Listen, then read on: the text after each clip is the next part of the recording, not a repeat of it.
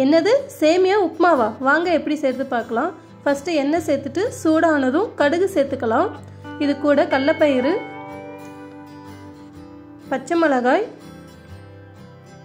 கறிவேப்பிலை இதெல்லாம் சேர்த்து வதக்கிட்டு இது கூட கட் பண்ணி வச்சிருக்க வெங்காயம் சேர்த்துக்கலாம்.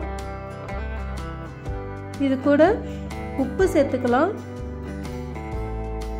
1 கிளாஸ் அளவுக்கு சேமியா எடுத்திருக்கேன். அதுக்கு 3 கிளாஸ் அளவுக்கு தண்ணி சேர்த்துக்கலாம்.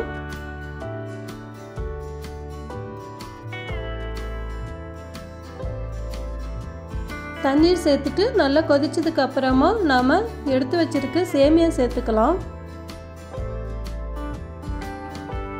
சேமியா சேர்த்துட்டு நல்லா வேக வச்சு எடுத்தோம்னா சேமியா உப்புமா ரெடி. இதை நீங்களும் ட்ரை பண்ணுங்க. தேங்க்ஸ் ஃபார் வாட்சிங்.